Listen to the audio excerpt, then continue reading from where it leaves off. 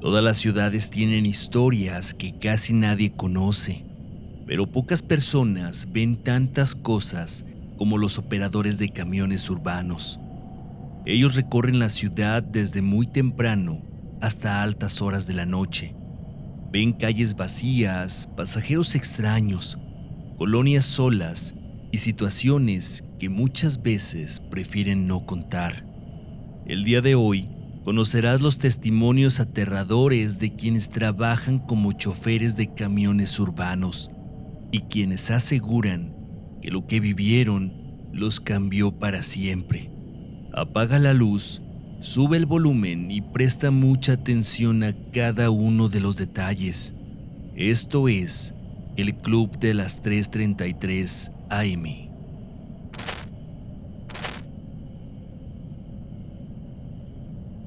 Trabajo como chofer de transporte público y la ruta que manejo pasa por varias colonias. Luego se mete por una avenida donde casi siempre suben estudiantes. Ese día eran como las 5:30 de la tarde. Todavía había luz, pero estaba un poco nublado y el camión venía medio vacío porque había empezado a lloviznar. En una parada se subió un niño como de unos 8 años. Traía uniforme de primaria, tenis blancos todos sucios y una mochila azul muy grande para él. Me llamó la atención porque subió solo y ni siquiera levantó la vista para pagarme. Solo pagó y se fue hasta la parte de atrás. Seguí manejando normal. Dos señoras iban platicando adelante y un señor venía dormido junto a la ventana. Después de unas cuadras empecé a escuchar que alguien golpeaba despacito una de las ventanas. Pensé que era el niño jugando, pero por el espejo vi que iba completamente quieto, viendo hacia el frente. Seguí avanzando y el golpeteo volvió, pero ahora más fuerte. Una de las señoras me dijo un poco molesta que calmara al niño que venía jugando atrás. Yo volteé rápido al espejo retrovisor y le dije al niño que se calmara, por favor, pero el niño no respondió, ni siquiera volteó a verme. Llegando al semáforo me giré un poco para verlo mejor y allí tuve una sensación extraña. El niño no estaba golpeando la ventana. Vi que la ventana se estaba moviendo sola, como si alguien del otro lado quisiera entrar. El niño seguía sentado, inmóvil, pero tenía los ojos clavados hacia afuera. Alcancé a mirar por el espejo y vi algo reflejado en el vidrio. No distinguí bien qué era, solo una cara muy pálida pegada por afuera del camión. Pensé que era mi imaginación y mejor seguí manejando. 3 paradas después, el niño se levantó para bajarse. Cuando pasó junto a mí, le dije que su mochila iba abierta, y allí fue cuando levantó la cara. Tenía los ojos completamente llorosos, como si hubiera estado llorando por muchísimo tiempo. No dijo nada y se bajó. En cuanto arranqué el camión, una señora se acercó y me preguntó que por qué lo había dejado subir. Yo le dije que era mi trabajo y que el niño se había subido en una avenida anterior. Ella se quedó callada unos segundos, titubeó y después me preguntó si sabía que en esa avenida, años atrás, habían atropellado a un niño que venía de la escuela.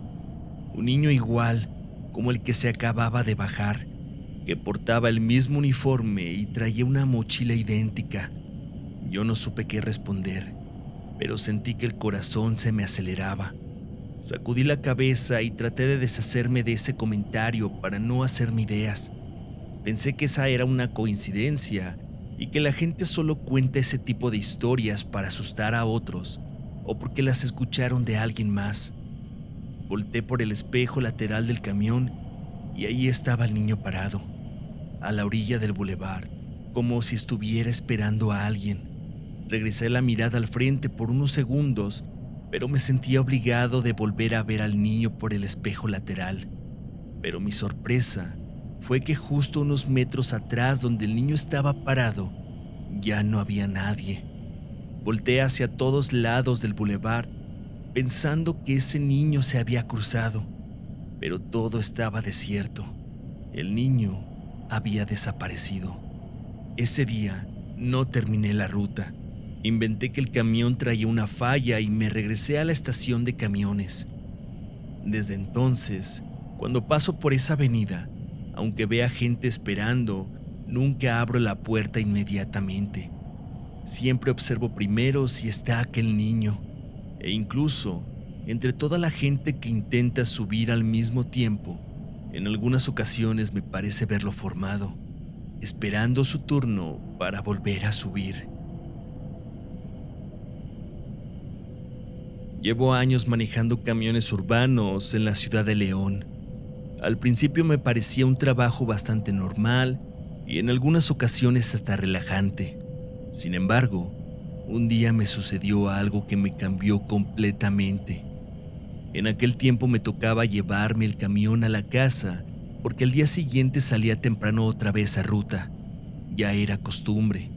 Terminaba mis vueltas, entregaba cuentas y me iba directo para mi colonia con el camión vacío. Esa noche ya pasaban de las 11. Las calles estaban tranquilas y casi no había carros. Yo ya venía cansado porque había sido un día muy pesado y todavía me faltaban como 20 minutos para llegar. Recuerdo muy bien que iba pasando por una avenida medio sola, donde casi no hay alumbrado público. Traía la ventana un poco abajo y venía escuchando algo de música. Y entonces pasó algo. Sentí un golpe seco en la parte delantera del camión, como si hubiera aventado a alguien. Hasta el volante se llegó a mover de lo fuerte del impacto. Frené de golpe y el corazón se me subió hasta la garganta. Lo primero que pensé fue que había atropellado a alguien. Apagué el camión rápidamente y me bajé muy espantado. Revisé enfrente y no se veía nada ni nadie. Me asomé debajo del camión pensando que lo que había golpeado pudo haber quedado atorado. Hasta revisé las orillas de la avenida y los baldíos que estaban al lado, pero no había nadie tirado, nadie gritando, no había rastro alguno. Pero yo había escuchado el golpe muy clarito. Me puse más nervioso porque incluso pensé que a lo mejor la persona había salido disparada hacia el otro lado. Caminé unos metros alumbrando con el celular, pero la calle estaba completamente vacía. Y en ese momento me empezó a entrar un miedo bastante peculiar, porque no era normal que después de un golpe así no hubiera absolutamente nada. Me subí otra vez al camión todavía temblando. Cerré la puerta y me quedé unos segundos respirando, tratando de calmarme. Prendí el camión otra vez y arranqué despacio, pero apenas avancé unos metros y miré por el retrovisor central, y allí estaba. Había un hombre parado al fondo del pasillo, quieto, viéndome. Sentí el cuerpo helado. Yo estaba completamente seguro de que el camión venía vacío. El hombre traía ropa oscura y tenía la cabeza inclinada hacia un lado, como si tuviera roto el cuello. La cara no se le distinguía bien, porque las luces interiores estaban apagadas, pero sí alcancé a notar con la poca luz que pasaba por las ventanas que tenía una pierna doblada de una forma muy extraña. Frené tan fuerte que el camión rechinó. Volteé hacia atrás directamente, pero no había nadie. El camión estaba completamente vacío. Volví a mirar al espejo y allí seguía parado. Ya no quise voltear otra vez. Dice la gente que cuando uno maneja tanto tiempo cansado, empieza a imaginar cosas, pero yo sé perfectamente lo que vi. Lo peor fue que el retrovisor empezaba a moverse levemente, como si alguien intentara acomodarlo para enfocar perfectamente el fondo del pasillo. Traté de ignorar eso y manejé sin despegar la vista de enfrente. Esa noche llegué a mi casa, estacioné el camión afuera como normalmente lo hacía. Ya ni siquiera agarré mis cosas, solo me bajé, cerré la puerta y me metí a mi casa. Desde esa ocasión he manejado en las noches con un cierto temor, con una cierta inquietud como aquella vez, y cada vez que paso por una avenida como aquella, solo le ruego a Dios no volver a escuchar otro golpe en el camión. Hace algunos años me tocaba manejar una ruta que pasaba por el Boulevard Delta en León, Guanajuato. La verdad era una ruta tranquila comparada con otras. Casi siempre la gente subía cansada del trabajo, estudiantes o personas que venían de hacer compras. Ya tenía tiempo trabajando de eso, y aunque entre choferes siempre se cuentan historias raras, yo nunca había sido de creer mucho en eso. De hecho, cuando otros operadores hablaban del panteón que está junto a la estación Delta, yo pensaba que exageraban. Decían que de madrugada se sentía raro pasar por allí, o que a veces veían personas caminando afuera del panteón cuando ya no había nadie en la calle. Pero sinceramente, uno escucha tantas cosas manejando de noche que terminas ignorándolas. Lo que me pasó fue hace como 3 años, en un turno de noche. Ya era la última vuelta y quedaban pocos pasajeros arriba del camión. Recuerdo que no era tarde. Eran entre las 10:45 y 11 de la noche. Antes de llegar al panteón, se subió un señor ya grande. Tendría unos 70 años, quizá más. Se veía tranquilo, serio, traía una camisa café y una bolsa negra pequeña. Me pagó y se sentó casi hasta atrás, del lado de la ventana. Continué manejando normal. Incluso recuerdo que venía escuchando la radio. Adelante venía un muchacho viendo el celular y una señora que se bajó antes de llegar a la estación Delta.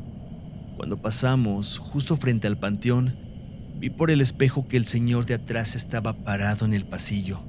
Pensé que iba a bajar en la parada que está ahí enfrente.